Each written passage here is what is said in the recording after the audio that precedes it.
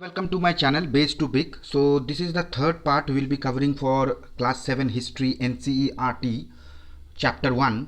Okay, so चलते हैं. In previous lessons, previous parts we have discussed about that what were the inscriptions, how were they kept in libraries and all. Now so now this part, that is new social and political groups. Okay, देखो कि अभी क्या हुआ, changes जब होता है ना, time के हिसाब से जो होते हैं चेंजेस होते हैं ना, जो जैसे ही चेंजेस होते रहते हैं उस हिसाब से ना पॉलिटिकल ग्रुप्स में भी, जो मतलब आदमियों में भी, या फिर जो भी ग्रुप्स पॉलिटिकल ग्रुप्स में भी, या फिर सोशल कुछ सोशल चेंजेस होते हैं. ठीक है. और कुछ चेंज आते हैं, कुछ नए लोग इन आते हैं, या फिर मतलब जो नए ट्रेडिशन लेके आ जाते हैं लोग, है ना, चेंजेस आ जाती हैं. ठीक है, तो उसी के बारे में हम लोग थोड़ा सा यहाँ पे डिस्कस आउट कर लेंगे थोड़ा सा. ठीक है, चलते हैं आगे और करते हैं थोड़ी सी पढ़ाई. और सबसे पहली चीज़ ये है कि प्लीज़, एक और बार रिक्वेस्ट आपसे मैं कर रहा हूँ, I am requesting you to please like our video, and if you like this initiative, please share also with your fellow friends and classmates, and subscribe this channel and press the bell icon so that you never miss an update from our channel. Okay, so chaliye, the study of thousands years between 700 and 1750 is a huge challenge to historians, largely because of the scale and variety of developments that occurred over the period. At different moments in this period, new technologies made their appearance. Okay अब examples देखेंगे बाद में, पहले इस चीज़ को हम लोग समझते हैं कि यहाँ पे कहा क्या गया है. देखिए कि बहुत सारे जो भी स्टडीज़ किए गए 700 साल से 1750 के अंदर, है ना, ये हिस्टोरियंस के लिए बहुत एक चैलेंजिंग था. मतलब डेवलप, मतलब समझ लो कैसे चैलेंजिंग रहा होगा, क्योंकि इस टाइम पे ना बहुत सारी इन्वेंशंस हुई, बहुत सारी डेवलपमेंट्स हुई. ठीक है, बहुत सारे चेंजेस हुए इस टाइम के अंदर में. तो उतने सारे चेंजेस को पहले से, मतलब हिस्ट्री में जो भी होता है हिस्टोरियंस को, है ना, वो पुटअप करना, और जो वो हिस्ट्री की जो कहानी होती है इस समय के बीच में, कितनी डेवलपमेंट्स हुई, क्या हुई, नहीं हुई, कहाँ पे कुछ जल्दी से डेवलपमेंट हो गया, यहाँ पे कुछ और डेवलपमेंट हो गया. तो इन चीज़ों को पैचअप करना, है ना, एक जगह पे पैचअप करना, वो प्रेजेंट करना स्टूडेंट्स के लिए बहुत डेवलप हो चुका था. अब क्या क्या निकला था देखो, वहाँ पे नई टेक्नोलॉजीज भी कुछ आई थी. तो देखते हैं, जैसे कि पर्शियन, ये जो देखो लाइक पर्शियन व्हील है, इन इरिगेशन में यूज़ हुआ था. ठीक है, पर्शियन व्हील जो इरिगेशन में यूज़ हुआ था. ठीक है, स्पिनिंग व्हील वीविंग में यूज़ हुआ था. And fire arms in combat. ठीक है, firearms in combats, new foods and beverages arrived in the subcontinent. Potatoes आए, कॉर्न आए, चिलीज आई, टी आई, कॉफ़ी आई. देखो काफ़ी सारी चीज़ें, देखो इतनी सारी चीज़ें. अगर तुमको भी कोई बोलेगा कि चलो इतनी चीज़ों के बारे में हमको बताओ, तो तुमको भी कन्फ्यूजन होगा, है ना, एक साथ में इतनी सारी चीज़ें आप कैसे बता सकते हो. तो ये तो मामूली सी बात है, वो हिस्टोरियंस भी कोई मशीन तो है नहीं, है ना, वो भी एक आदमी रहेंगे, है ना, वो आदमी थे, आदमी रहे होंगे कि आदमी थे, आई एम सॉरी. तो चलिए, तो क्या होता था उनके लिए, एक चीज़ डिफरेंट होती थी. देखो काफ़ी चीज़ें आई. ठीक है, ये जो इनोवेशंस थी, न्यू टेक्नोलॉजीज़ हैं क्रॉप्स की, आदमी के साथ भी आए, आदमी के साथ ही आए, उन आदमी के साथ है ये जो टेक्नोलॉजीज है ना, चेंजेस है, आदमी के साथ ही आएगी. ऑफ कोर्स भाई, ये तो जानने वाली बात है कि अपने आप तो आएगी नहीं ये चेंजेस, है ना. आदमी जब आएगा, ट्रेडिशन में चेंज होगी, उनको नए नए चीज़ों के बारे में पता चलेगा, जब भी वो चेंजेस लाएंगे, है ना. ऐसे तो कोई चेंजेस आएगा नहीं. ठीक है, चलिए, as a result this was the period of economic. तो इकोनॉमिक भी चेंजेस आए, पॉलिटिकल चेंजेस आए, सोशल चेंजेस आए, कल्चरल चेंजेस आए. ठीक है, जैसे देखो कि नए नए चीज़ें आई, फूड्स एंड बिवरेजेस में चेंजेस आई कह सकते हैं हम लोग, है ना. तो इसके कारण से क्या होगा कि ट्रेड बढ़ेगी, है ना. तो इसके कारण से इकोनॉमिक में चेंजेस आ रही है. पॉलिटिकल सिचुएशन, आदमी में चेंजेस हो रहे हैं, तो राजा महाराजा भी में भी थोड़ा बहुत, कभी ये राजा बना तो कभी उसका लड़का राजा बन गया, तो ऐसे चेंजेस आते रहते. तो पॉलिटिकल चेंजेस है, सोशल कल्चरल ऐसे चेंजेस आते रहते थे. ठीक है, चलिए, उसके बाद देखो, this was also period of great mobility. Groups of people travelled long distances in search of opportunity. तो ठीक है, इस जगह पे, इस टाइम पे क्या हुआ, देखो अलग अलग लोग, है ना, अलग अलग जगह पे ट्रैवल करते थे अलग अलग अपॉर्चुनिटीज़ के लिए. ये अभी भी यही सिस्टम है. ठीक है, अभी भी यही सिस्टम है, क्योंकि अगर आपको कहीं नौकरी चाहिए, या फिर कोई भी अपॉर्चुनिटी चाहिए, या फिर एजुकेशन के लिए, समझ लो आप अगर रूरल एरिया में रहते हो, तो you will move to urban area. Okay, so changes अभी भी है, वो चीज़ें अभी भी हैं. तो पहले भी ये चीज़ें थी, तो पहले एक जगह पे लोगों को इनकम अपॉर्चुनिटीज़ नहीं मिलती थी, तो दूसरे जगह पे जाते थे, है ना. तो अगर आपने वो मूवी देखी होगी पुरानी, मोहनजोदारो जो मूवी है, उसमें देखा होगा, जो ऋतिक रोशन होता है, वो है ना ट्रेड करने के लिए ना, वो जो ब्लू इंडिगो जो भी होता है ना, नील नील जिसको हम लोग बोलते हैं इंडिगो. ठीक है, वो ट्रेड करने के लिए वो फिर दूसरे सिटी में, मतलब हड़प्पा जा रहा होता है. ठीक है, मोहनजोदारो हड़प्पा जा रहा होता है. ठीक है, तो वो उससे पता चल जाता है कि आदमी लोग अपॉर्चुनिटीज़ के लिए सर्च करने के लिए जाते थे, ठीक है। तो the subcontinent held immense wealth and possibilities for people to carve a fortune. देखो सब कंटिनेंट में बहुत वेल्थ था, है ना, ये तो पता ही है कि जो हमारा सब कंटिनेंट में मतलब जो भी एशिया है भी, कोई भी सब कंटिनेंट में तो वेल्थ होगा, जब भी लोग आदमी है ना उसको ढूंढने के लिए जाएंगे, जब भी उसको मिला है। अब अभी पहले से इतना सोना, इतना इतने हमारे पास गोल्ड ज्वेलरी, देखो कोहिनूर डायमंड वगैरह जो मिले थे हमारे पास में, तो वेल्थ होगी हमारे सब कंटिनेंट में, जब भी तो मिली होगी, ऐसे थोड़ी मिली होगी, है ना। चलिए फिर आगे चलते हैं, थोड़ा सा इस लाइन के बारे में देख लें। One group of people who became important in this period were the Rajputs. देखो एक ग्रुप ऑफ पीपल था जो इस समय पे बहुत ही नाम कमाया था, जो था ये राजपूत थे। जिस ये नाम कहाँ से है, राजपुत्र मतलब सन ऑफ ए रूलर, ठीक है। Between the 8th and 14th centuries the term was applied more generally to group of warriors who claimed Kshatriya caste status. तो बाद बाद में ना इसको किस नाम से जनरली एक ग्रुप ऑफ वॉरियर्स को कहा जाने लगा, जिसको जो क्षत्रिय कास्ट से बिलोंग करते थे। देखो 4 वर्ण होते हैं, 4 वर्णस, एक होता है ब्राह्मण, ठीक है, क्षत्रिय, ठीक है, वाइश्यास एंड शूद्रास, ठीक है, ये याद रखना। ब्राह्मण तो पता ही है, ब्राह्मण, क्षत्रिय मतलब वॉरियर्स को कहा जाता था, और वाइश्यास मतलब समझ लो क्राफ्ट्समैन, पेंटर्स वगैरह वगैरह, जो भी गोल्ड स्मिथ, ब्लैक स्मिथ, उनको। और शूद्रास जो आपके हो गए, तो जो कि एकदम लोअर कास्ट को माने जाते थे, ठीक है, जिसको गांधी जी ने हरिजन के नाम से कहा है, हरिजन बोला उनको, ताकि उनको थोड़ा ऊपर का स्टेटस देने के लिए, क्योंकि पहले इनके साथ बहुत डिस्क्रिमिनेशन हुआ करती थी। लोग इनको टेम्पल में नहीं जाने देते थे, पॉन्ड्स में पानी नहीं भरने देते थे, उनका छाया भी किसी को पड़ जाए तो वो अशुद्ध माना जाता था। तो ऐसी इन चीज़ों के बारे में हम लोग देखेंगे, ठीक है। अनटचेबिलिटी जिसको बोला जाता है, हम लोग मतलब जनरल लैंग्वेज में जिसको कहा जाता है, ठीक है। तो इनके बारे में देखेंगे। तो वो मोची हो गया, मतलब जो भी डेड बॉडीज़ को फेंकता है इधर उधर, ठीक है, डेड बॉडीज़ को कैरी करता है भी, चलाता है, उनको कहा गया है शूद्रास का कास्ट दिया गया है। तो इनके बारे में भी हम लोग पढ़ेंगे हायर क्लासेस में, ठीक है। चलिए द टर्म इंक्लूडेड, देखेंगे अभी। पहले तो एक चीज़ ये देख लो, जो पर्शियन विल के बारे में मैंने बताया था अभी थोड़ी देर पहले, तो ये पर्शियन विल ऐसी होती थी, इस स्ट्रक्चर की मिली, देखो कितनी लकड़ियों से बनाया गया है ना। तो काफ़ी मेहनत लगी हुई उस समय पे बनाने में, अभी तो फैक्ट्रीज में बन जाते हैं तुरंत तुरंत, है ना। चलिए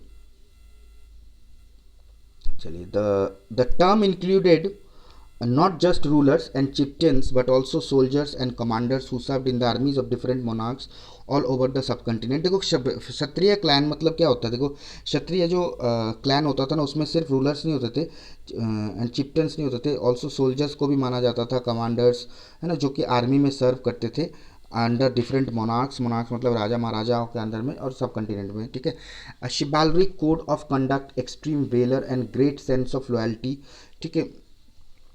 शिवालरिक कोड ऑफ कंडक्ट मतलब एक से लो, यहाँ पे जो लाइन का मतलब बताया गया, extreme valour and great sense of loyalty were the qualities attributed to Rajputs by their poets and bards. Okay, तो यहाँ पे क्या उनका जो मतलब हीरोइक इमेज है, देखो कैसे बताया गया है।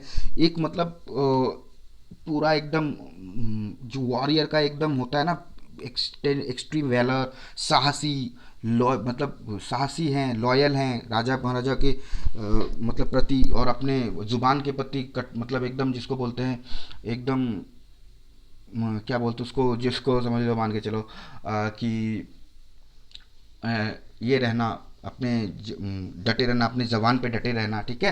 ये जो उनकी ये इसी चीज़ से उनको मतलब दर्शाया जाता था कि उनके अंदर में ये क्वालिटीज़ थी, ठीक है। जो कि मतलब राजपूत के बारे में उनके जो पोइट्स हैं या फिर बार्ड्स हैं, बार्ड मतलब जो कोर्ट पोइट्स होते हैं, तो वो लोग लिखते थे, ठीक है। और भी कुछ ऐसे ग्रुप्स हैं जैसे मराठाज हैं, सिख्स हैं, जाट्स हैं, अहोम्स हैं, काइस्टर्स है, एक caste of scribes and secretaries. देखो काइस्ट किसको बोलते हैं, वो कास्ट जो स्क्राइब्स एंड सेक्रेटरीज होते हैं, मतलब लेखा पढ़ाई का काम जो करते हैं ना। सेक्रेटरीज मतलब पता ही है आपको कि थोड़ा लेखा पढ़ाई, राजा महाराजाओं के आसपास में थोड़ा सा लिखाई पढ़ाई का जो भी काम करने वाले, उनके कास्ट को काइस्ट कहा गया है, बताया गया है, ठीक है। Also use the opportunities of the age to became politically important. ये लोग भी ना पॉलिटिकली इंपॉर्टेंट बन चुके थे, इनका भी अच्छा था, राजा महाराजा के बाद इनका ही नाम चलता था, ठीक है। ये ऐसा कहा गया है यहाँ पे, ठीक है। Throughout this period there was gradual clearing of forest and the extension of agriculture, a change of faster and more complete in some areas that in orders. चलिए अभी थोड़ा सा एक बार ये देख लेते हैं कि यहाँ पे क्या कहा गया है, थोड़ा सा देखिए यहाँ पे ना throughout this period there was a gradual clearing of forest. देखो इस समय पे जैसे आदमी लोग बढ़ने लगे उस हिसाब से फॉरेस्ट की भी क्लियरिंग करना हो, मतलब करने लगे। एक्सटेंशन ऑफ एग्रीकल्चर बढ़ाने लगे। जो फॉरेस्टेड एरिया थे उनको हटा हटा के एग्रीकल्चरल एरिया बनाने लगे, ठीक है।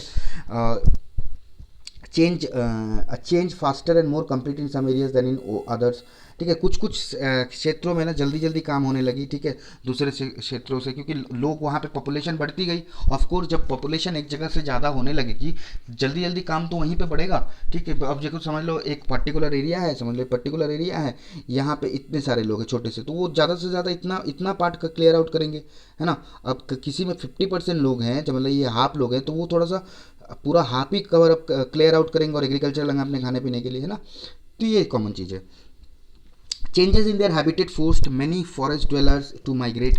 और उनकी जो हैबिटेट है, चेंजेस इन देयर हैबिटेट मतलब तो पता ही है आपको, environment of a region and social and economic lifestyle of residents, ठीक है। जो भी एनवायरनमेंट होता है, हैबिटेट मतलब एक्चुअली मैं आपको बताता हूँ हैबिटेट का मीनिंग यहाँ पे आपको लिखा गया है, देख सकते हैं यहाँ पे आपको एनवायरनमेंट की मीनिंग यहाँ पे दी गई है, पर एक्चुअली मैं आपको जनरल लैंग्वेज में समझाता हूँ। हैबिटेट मतलब ये होता है कि कोई भी एक जगह जहाँ पे सुइटेबल हो आपके लिए रहना, ठीक है, जहाँ पे आपको सब चीज़ मिले, एनवायरनमेंट आपको सपोर्ट कर रहने के लिए, पानी मिले, खाना मिले, रहने की सुव्यवस्था हो, ठीक है। तो इसी जगह को, ऐसे जगह को हैबिटेट कहा जाता है, ठीक है। तो ये थोड़ा सा क्रिटिकल लैंग्वेज में यहाँ पे दिया गया है, तो इतना आपको नहीं जानना। आपको बस इतना याद ध्यान में देना है कि हैबिटेट मतलब वो जगह होती है जहाँ पे आदमी के रहने के लिए सुइटेबल एनवायरमेंटल फैक्टर्स हो, ठीक है, जैसे खाना पानी दाना सब कुछ मिले वहाँ पे, ठीक है ना। चलिए, तो वहाँ पे फॉरेस्ट ड्वेलर आने लगे, तो जैसे जैसे हैबिटेट में चेंजेस होते गई और भी फॉरेस्ट ड्वेलर जो है वो अंदर आते गए। जैसे समझ लो यहाँ पे कुछ घर वार बन गया, यहाँ पे रहने खाने का बंदोबस्त बन गया, पानी नहीं मिलने लगे, तो फॉरेस्ट में जो लोग रहने वाले तो थोड़ा थोड़ा यहाँ पे शिफ्ट होने लगे, ट्रेड व्यवस्था हो गई, फॉरेस्ट प्रोड्यूस बेचने लग गए, तो ये थोड़ा सा इन्वॉल्व होने लगे इस जगह पे, ठीक है। चलिए आगे चलते हैं। थोड़ा सा आशा करता हूँ कि समझ में आ गया होगा आपको, ठीक है। नहीं आया होगा तो प्लीज़ कमेंट बॉक्स में मेंशन कर दीजिएगा, मैं एक बार और आपके लिए रिपीट कर दूंगा, ठीक है। चलिए ओके, आगे मूव करते हैं। मैंने ये सीरीज़ बाइलिंगुअल में इसलिए स्टार्ट की है क्योंकि ताकि आपको समझ में आ जाए। बहुत जगह पे बहुत बच्चों को समझ में नहीं आती, 50% को समझ में आ जाती है, पर 50% थोड़ा सा प्रॉब्लम फेस करते हैं समझने में, तो इसी वजह से ये बनाया गया है, ठीक है। चलिए, other started tilling the land. कुछ कुछ लोग ऐसे भी थे जो लैंड मतलब लैंड टिलिंग करने लगे। टिलिंग मतलब जो हल चलाना हो गया है ना, प्लाविंग टिलिंग, ठीक है। लैंड को एग्रीकल्चर लायक बनाने लग गए, तो ये पीजेंट्स कहलाने लग गए, ठीक है। This new peasants group gradually began to be influenced by regional markets, chieftain priest, monasteries, temples, okay. तो देखो ये जो पीजेंट्स है ना, फिर रीजनल मार्केट्स में जाने लगे, चिप्टन्स के साथ मिलने लगे, प्रीस्ट मोनास्ट्रीज इनके साथ उनकी बनने लगी, क्योंकि वो एक्सचेंज करेंगे ना अपना प्रोडक्ट जो भी होते थे, ठीक है। तो भी ये लोग भी अपना है ना सोसाइटीज़ के पार्ट बनने लगे, ठीक है। और इनको भी है ना टैक्सेस देना पड़ता है ना, एंड तो इनको भी टैक्स देना पड़ता, क्योंकि ये लोग भी सुविधा लेने लगे, लैंड में रहने लगे, इनके साथ मिलने लगे, ट्रेड करने लगे, है ना। अब ट्रेड करने लगेंगे, भाई तुम बिजनेस कर रहे हो, वहाँ का राजा क्या बोलेगा, भाई तू बिजनेस कर रहा है मेरे एरिया में, एरिया तो मेरा है, मैंने कैप्चर कर रखा है। अब एरिया तुम बिजनेस कर रहे हो, तुमको तो भाई मेरे को पे टैक्सेस देना पड़ेगा। टैक्सेस नहीं दोगे तो कुछ ना कुछ मुझे गुड्स एंड सर्विसेज दो। अगर तुम टैक्स नहीं दे पाते हो तो तुमने जो भी उत्पादन किया उसमें से कुछ पार्ट्स मुझे दो, ठीक है। अगर वो भी नहीं दे पाते हो तो कुछ सर्विसेज दो भाई, कुछ तो दो, है ना। वो करते थे, ठीक है। तो उस समय की बात है। तो इसी वजह से ना इकोनॉमिक चेंजेस आई, सोशल डिफरेंसेस आए, ठीक है। कुछ कुछ है ना अच्छे प्रोडक्टिव लैंड, कुछ किसी किसी के पास है ना किसी के पास अच्छे प्रोडक्टिव लैंड भी थे जिसमें प्रोडक्शन अच्छा होता था, कुछ कैटल लगते थे, ठीक है। कुछ कुछ दूसरे आर्टिसनल वर्क भी करते थे, कुछ है ना पीजेंट्स है ना दूसरे काम भी करते थे, जैसे कोई सीज़न नहीं होता था अगर एग्रीकल्चर का, जैसे गर्मी के समय में ज़्यादा एग्रीकल्चर हम लोग नहीं कर पाएंगे, कुछ कुछ क्रॉप्स की एग्रीकल्चर होती है, तो वो अगर वो नहीं कर पाते थे वो कुछ भी एग्रीकल्चर, तो वो दूसरा आर्टिशन का काम कर लेते थे। मतलब समझ लो कि लकड़ी का कुछ बनाना शुरू कर दिया, गोल्ड स्मिथ का काम कर लिया, तो ऐसे भी इनको इकोनॉमिक और सोशल चेंजेस भी आते रहते थे। तो इकोनॉमिक में चेंज आने लगी, ठीक है। पहले तो एग्रीकल्चर भी एक इकोनॉमिक एक्टिविटी भी करने लगे, साथ में उनका सीज़न खत्म हो गया एग्रीकल्चर का, तो फिर वो दूसरे काज आर्टिसंस के काम भी करने लगे, तो इसमें भी एक इकोनॉमिक चेंजेस आ रही है ना। इकोनॉमी में चेंजेस आ रही है तो इकोनॉमिक चेंजेस आ रही है ना। देखो उसके बाद जैसे ही थोड़ा सा सोसाइटी बढ़ने लगा ना, तो आदमी लोग में जातिवाद की बात आने लगी। जैसे सोसाइटी ग्रो करने लगा, सोसाइटी है ना, सोसाइटी पीपल में ग्रो करने लगा, थोड़ा बढ़ने लगा है ना, तो लोगों में जाति भेद आने लगी, सब कास्ट आने लगे, ठीक है।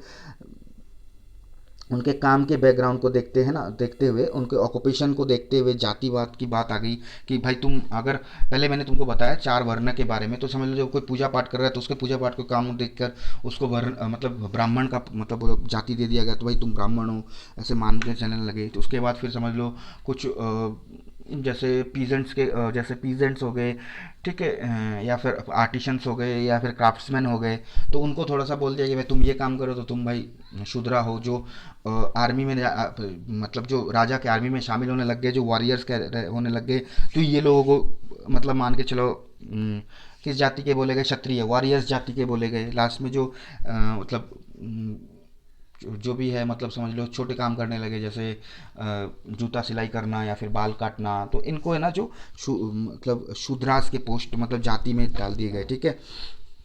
Ranks were not fixed permanently and varied according to power, influence and resources controlled by members of the jati. The status of same jati could vary from area to area. ठीक है। तो अभी देखो main चीज़ क्या है कि जाति में जो ना रैंक्स फिक्स्ड नहीं थी, ठीक है, कि इस जाति में कितने सब कास्ट होंगे। देखो कोई किसी जाति में सब कास्ट होते हैं, ठीक है, उतना आपको जानना नहीं, बस याद रखो कि समझ लो जाति एक समझ लो, जो एक क्षत्रिय मतलब इस जाति के लोग हैं, तो उसके अंदर में चार पांच कैटेगरी होंगी, तो उसमें कोई रैंक फिक्स नहीं था कि भाई ये जो एक नंबर वाला जाति पहला रहता है या फिर दो नंबर वाला तीसरे में रहता है या फिर तीन नंबर वाला लास्ट में जाएगा, तो ऐसा कोई रैंकिंग नहीं था, ठीक है, ऐसा कोई रैंकिंग नहीं था।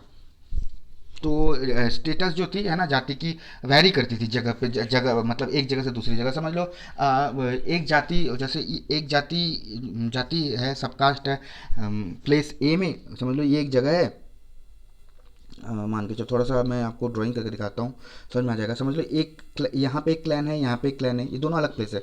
समझ लो एक प्लेस ए है, ये प्लेस बी है, ठीक है। यहाँ पे एक जाति समझ लो ये है, ठीक है, उसके अंदर में सब कास्ट है, एक दो तीन। अब एक जाति यहाँ पे है, तो एक सेम जाति है, दोनों समझ लो सेम जाति है, और फिर एक दो तीन है ना, तो ये समझ लो यहाँ पे आ गए, तो क्योंकि रैंकिंग नहीं थी, तो ये समझ लो एक नंबर, ये तीन नंबर को पहले माना जाता है यहाँ पे, एक नंबर को यहाँ माना जाता है, तो समझ लो दो नंबर को यहाँ पे माना जाएगा, एक नंबर को यहाँ पे माना जाएगा। तो ये ऐसे वैरी करती थी, पर वैरी करती थी जगह पे कि इस जगह पे ऐसा है, इस जगह पे ऐसा है, ठीक है, पर कोई रैंकिंग नहीं थी, ठीक है, याद रखना इस चीज़ को। Jatis framed their own rules and regulations to manage the conduct of their members. देखो उनके मेंबर्स के भी जितने भी काम थे, उनके मेंबर्स के जितने भी चीज़ें थे, रूल्स रेगुलेशंस थे, वो जाति अपने आप मैनेज करते थे, ठीक है।